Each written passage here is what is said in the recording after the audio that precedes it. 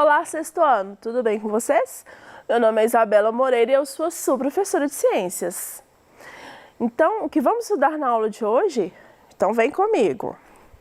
Na nossa aula de hoje, vamos estudar a organização do sistema nervoso, parte 2. Estamos na nossa 7ª semana do PET 3. Na aula de hoje, nós iremos justificar o papel do sistema nervoso na coordenação das ações motoras sensoriais do corpo com base na análise de suas estruturas básicas e respectivas funções.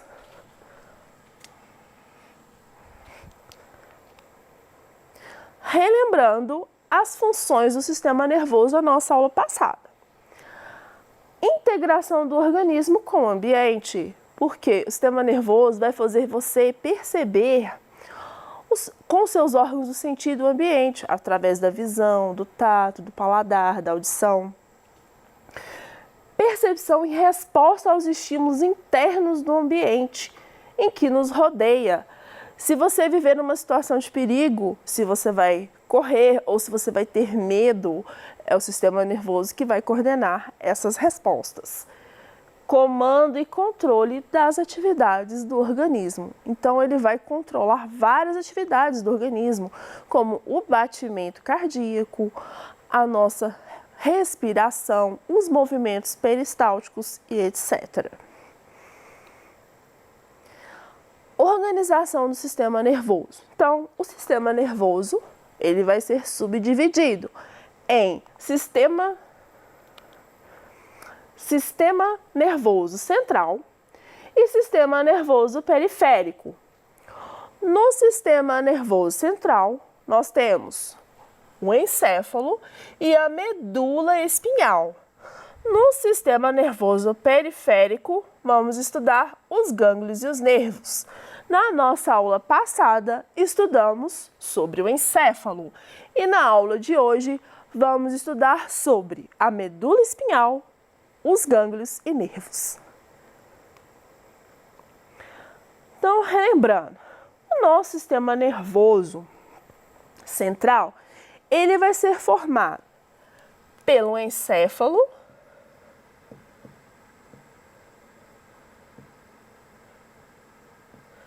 e pela medula espinhal.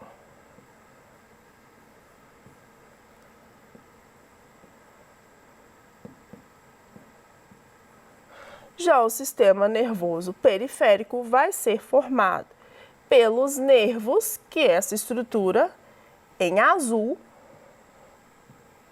os nervos,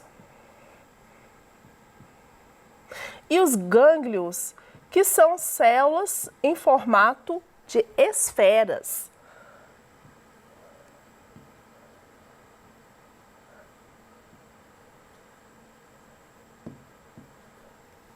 Muito bem.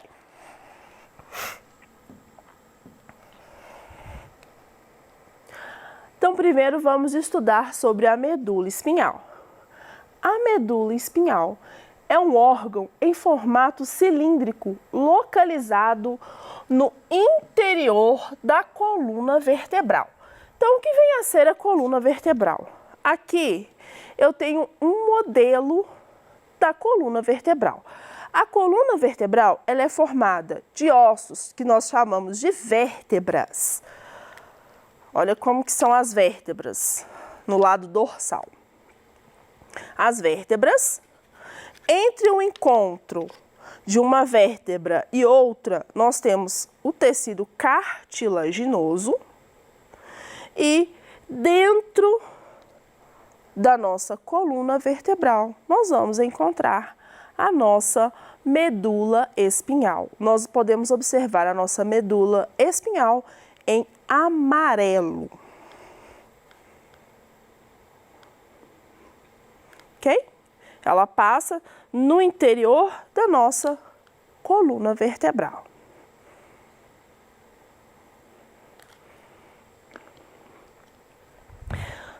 O que é importante na medula espinhal?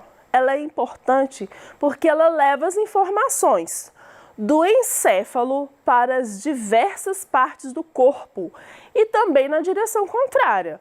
Ela leva do corpo em direção ao encéfalo. Então, ela vai levar do encéfalo em direção às partes do corpo e das partes do corpo em direção ao encéfalo.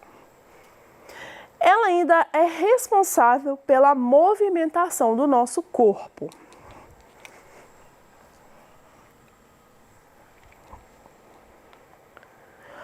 A medula espinhal também está relacionada com o ato reflexo, que se caracteriza pela resposta rápida e involuntária diante de algum estímulo, como tirar a mão ao encostar numa chapa quente.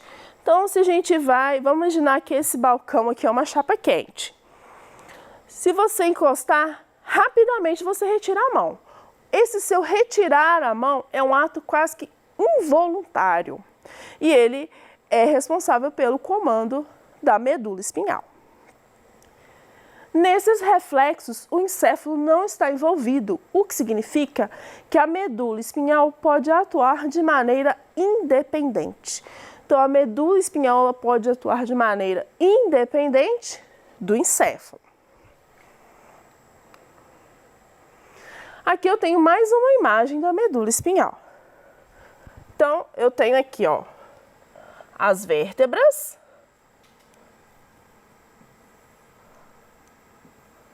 Todas essas estruturas são as vértebras.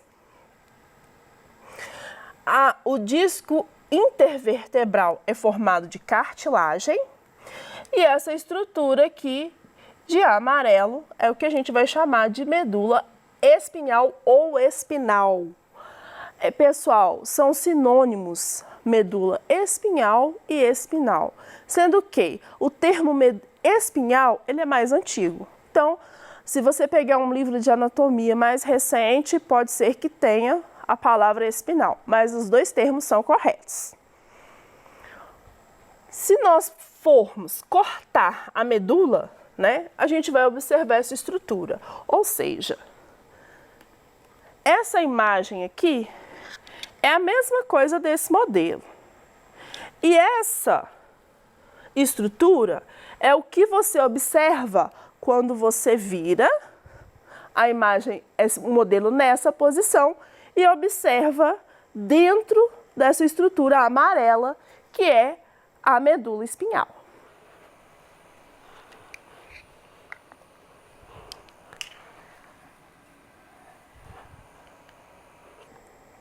Mas não vamos confundir medula óssea com medula espinhal. Professor, então quais são as diferenças? A medula óssea nós vamos encontrar dentro dos ossos longos, como por exemplo o fêmur. Professor, onde que eu tenho fêmur? Fêmur é o seu maior osso longo da sua perna. Então, esse osso é o fêmur.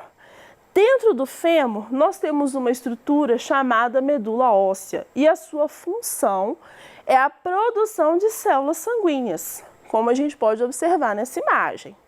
Então, nós vamos ter as células vermelhas, né, que são as hemácias, nós aprendemos na aula de tecido sanguíneo, e as células brancas, que são os leucócitos. Só que quando a gente for estudar em detalhes, a gente vê que existem vários tipos de leucócitos. Então, os diferentes tipos de leucócitos, né, que são as células brancas, são, por exemplo, os eosinófilos, o basófilo, o neutrófilo, o monócito, os linfócitos T e B, ok? Então, resumidamente, medula óssea está presente nos ossos longos e vai produzir células sanguíneas.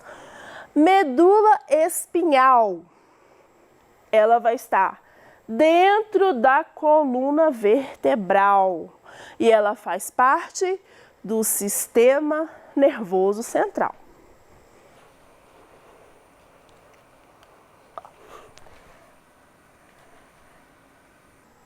Mais uma imagem da medula espinhal. Aqui nós vamos ver, né? O sistema nervoso central, o encéfalo e a medula. E aqui as partes da medula quando a gente vê nessa posição aqui, ó. Então, quando eu vejo a medula nessa posição, o que eu vou observar? Eu vou observar um canal central, essa região em formato de H, a gente vai falar que é a substância cinzenta, e a região de fora é chamada de substância branca. Essas são as partes da medula espinhal.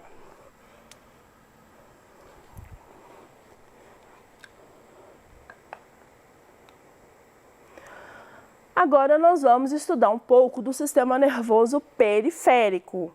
Ele é subdividido em nervos e gânglios.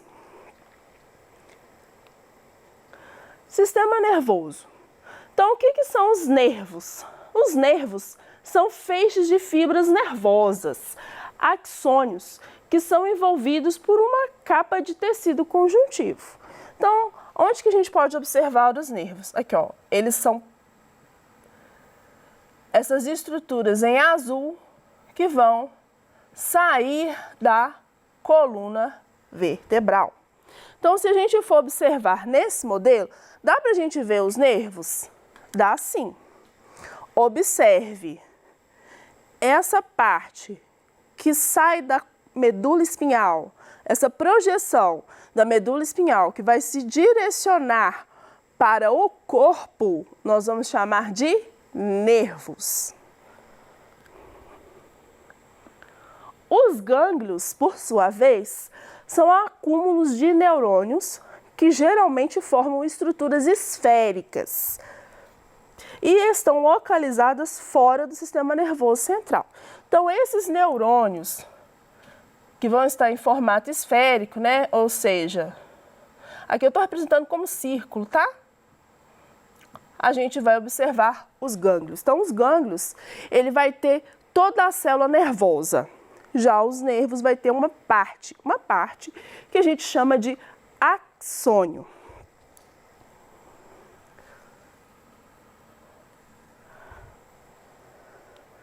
Então, vamos estudar um pouco mais sobre os nervos? Os nervos são estruturas formadas por feixes de fibras nervosas, que fazem parte do sistema nervoso periférico e atuam garantindo a comunicação entre diferentes partes do corpo e o sistema nervoso central.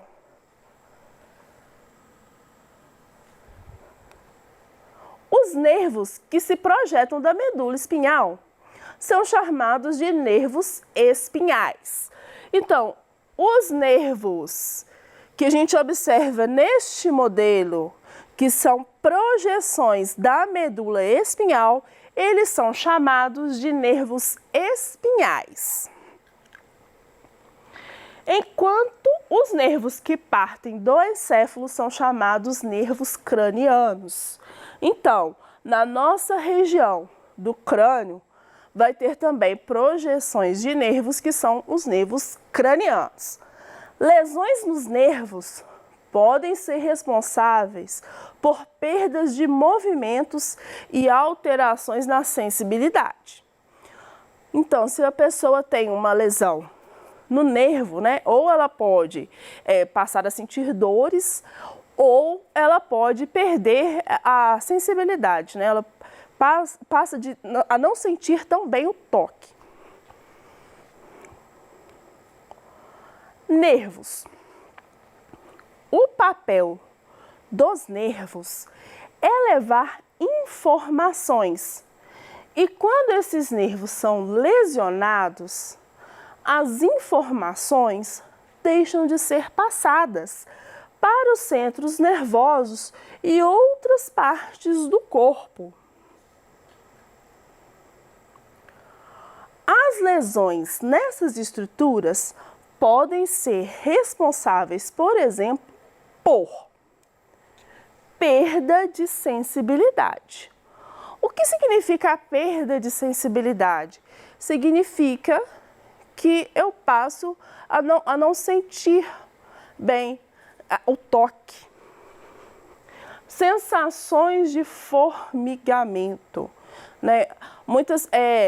A sensação de formigamento, ela pode acontecer por uma lesão no nervo.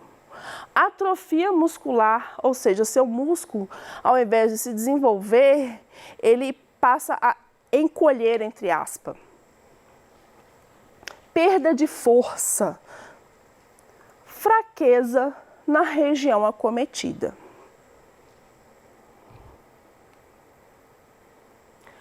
Atividades do PET 3, na nossa semana 3.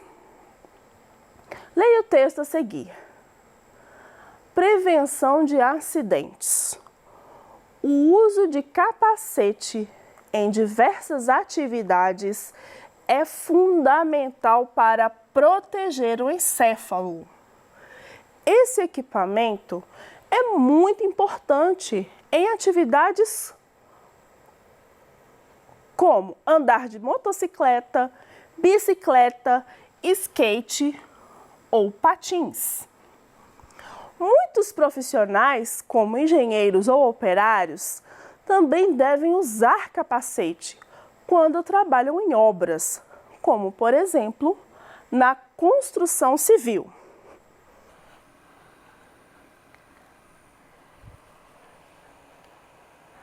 Responda. Qual a importância do uso de capacetes em atividades de risco? A importância do uso do capacete é na proteção do encéfalo. Em quais atividades o uso do capacete se faz necessário? Em atividades esportivas, como, por exemplo, andar de bicicleta, andar de skate. Então, primeiro, atividades esportivas.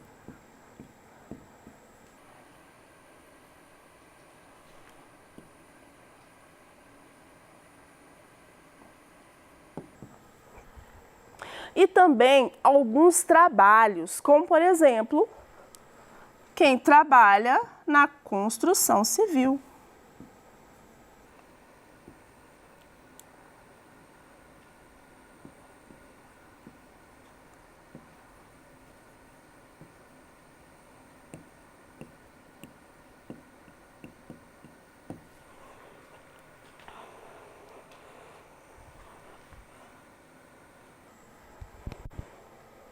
Na aula de hoje, nós aprendemos sobre sistema nervoso.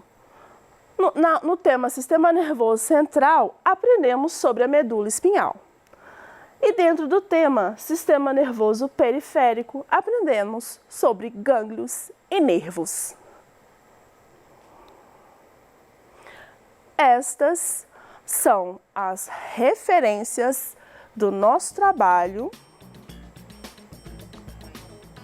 E façam os seus exercícios. Se tiverem dúvidas, manda pra gente. Um grande abraço e até a nossa próxima aula.